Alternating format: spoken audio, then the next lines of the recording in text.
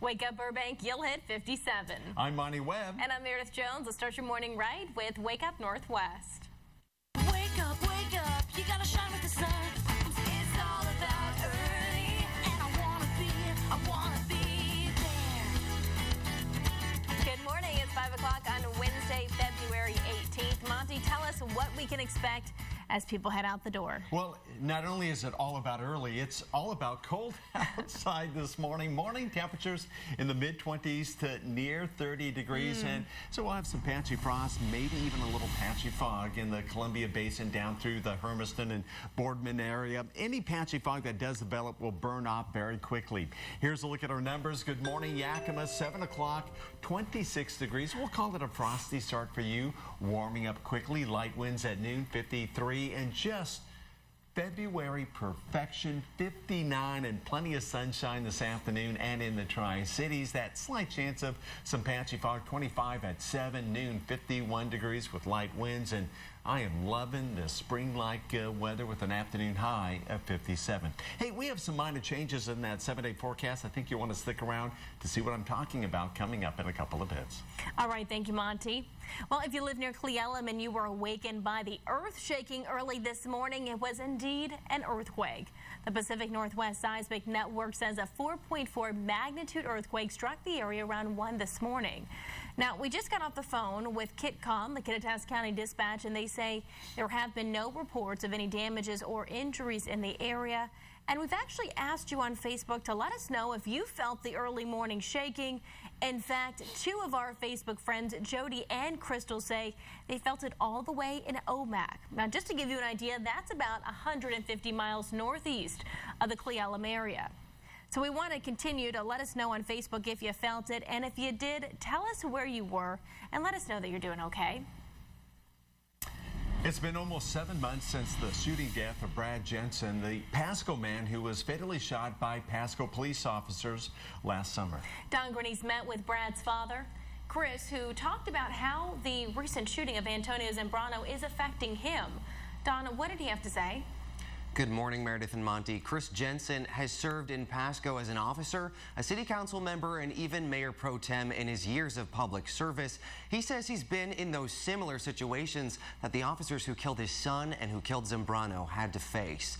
His son was killed when officers responded to a disturbance and Brad walked toward them with knives. For Chris, he and his family had a better understanding of how the investigation process works. He told me he can't exactly imagine what it's like right now for the family now facing a similar situation, but he knows what the pain is like and believes patience is a necessity. He says hearing the Pasco police chief explain that his officers are trained on how to deal with people who are clearly in distress on these scenes, he doubts that the training's been enough. Brought back a lot of emotion, a lot of question, and in terms of our circumstances, a family dealing with the same situation months ago.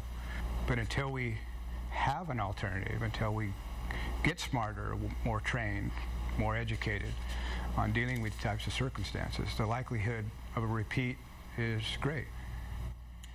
Jensen says he admires the Zambrano family for wanting to keep the peace while also expressing their concerns. He also believes law enforcement have done a better job of explaining the investigative process this time around. But he's still left with many questions about how officers are trained to react when responding to these sensitive situations. In the studio this morning, Don Grenese, Wake Up Northwest. All right, thanks, Don. Well, protesters continue working to get their message out. They say they want to see the city of Pasco help prevent incidences like last week's fatal officer-involved shooting. They're also asking that officers now be trained to take a less than lethal approach when someone resists arrest. Now, this all came out last night after about 30 protesters gathered in the Pasco City Council chambers. It started off peaceful, but when asked to give their public comment, the entire group approached the council, forming a semicircle and invited members to join hands with them. Council members declined, and Mayor Pro Tem Rebecca Francic said that while their personal feelings are to support the group's right to protest, they have to understand that council members have to stay neutral on the issue. One protester responded by saying the council was being insensitive. Councilman Saul Martinez reminded the group that they are there to serve the community. And a local organization is now asking for an outside investigation into Antonio Zambrano's death. Felix Vargas and the group Consejo Latino say they want the truth for the Zambrano family and the Pasco community. The letter Vargas sent out asked for the U.S. Attorney General to look further into last week's officer-involved shooting. We need a separate set of eyes, higher level, independent inquiry here to establish exactly what happened so that the appropriate course of action can be taken thereon. In the letter, Vargas explains all the details of what happened and makes reference to the widely seen YouTube video of Zambrano being shot. Vargas says he expects to hear something back from the Attorney General in the next 4 days.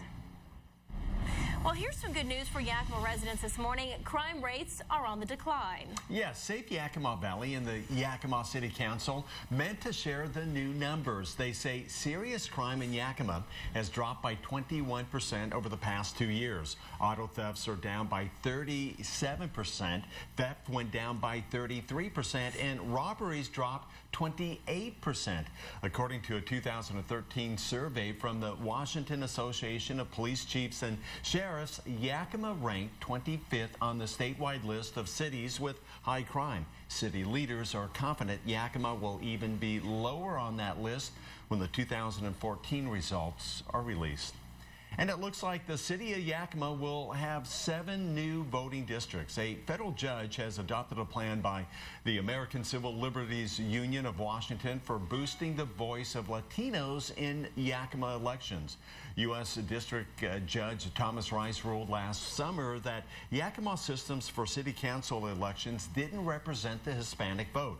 He asked the city and the ACLU chapter to come up with proposals for the new system. And in a ruling yesterday, Judge Rice adopted the ACLU's version.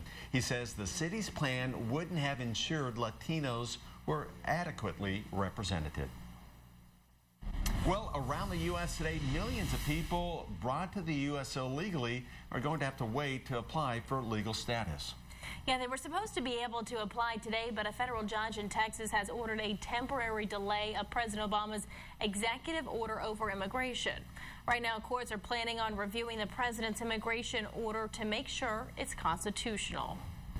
And the White House is holding a summit on violent extremism today. At the summit, the Obama administration will highlight the efforts around the world to prevent extremists and their supporters from radicalizing and recruiting others to commit acts of violence. President Obama is expected to speak at the summit this afternoon. Oregon's incoming Governor Kate Brown is being sworn in today, and she says efforts are needed to restore the trust in the state's government in the wake of the ethics scandal that prompted the resignation of John Kitzhaber. After she is sworn in, she's set to give a speech and discuss her goals as the new governor. Kitzhaber announced his decision to resign last Friday. His fiancée, Sylvia Hayes, has been accused of using her relationship with the former governor to land work for her consulting firm. Kitzhaber has denied any wrongdoing. Well, taking a look at what's happening in the area today, the Pasco School District is holding some meetings tonight to get more public input on those school boundary changes.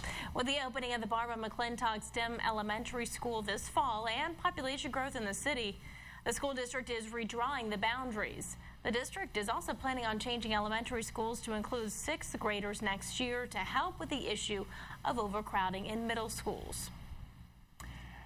Now, there are 2 meetings tonight. One is at Franklin Elementary on Road 52, and the other is at McGee Elementary on Horizon Drive. Both of those meetings begin at 6 o'clock. That's right. And then tomorrow, the school board is holding a public hearing about the boundary proposals. Now, this meeting will be in the boardroom at the CL Booth building on Lewis Street from 5 to 6 o'clock. And the Pendleton School District is holding a couple of neighborhood meetings tonight to keep everyone in the loop about bond project updates. The first meeting is at 5:30 tonight at Washington Elementary School, and the second meeting is at 7 tonight at Sherwood Heights Elementary School.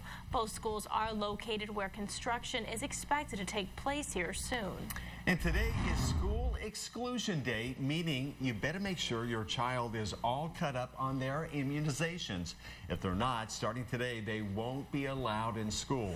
Now, state law requires all children in public or private schools, preschools, Head Start, and other certified child care facilities have to have up-to-the-date documentation of their immunization or necessary paperwork excusing them from these requirements.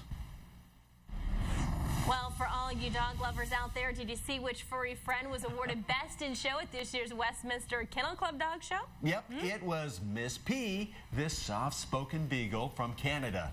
Now, she was declared this year's top dog, and apparently it runs in the family. Miss P is the grandniece of Uno, the only previous beagle ever to win Best in Show back in 2008. I know, it's pretty impressive. Now, Miss P had some tough competition, including a Portuguese water dog that's cousin of President Obama's family pet, Sunny. Now, if you're curious of what Miss P's name stands for, like the P, it's for Peyton. And her official champion name is Taston's Looking for Trouble. And when they asked Miss P for a comment on how she felt about winning Best in the Show, her response was, "Roof." You get it rough? Yeah. Yeah, that was bad. All right. No, I like it, though. Oh, let's see. It's 5:11. You're watching Wake Up Northwest. After the break, I'll have your complete 7-day forecast. And coming up, 56 people are now dead because of faulty ignition switches in their vehicles. We'll show you what you need to look out for in this morning's Wake Up Your Money.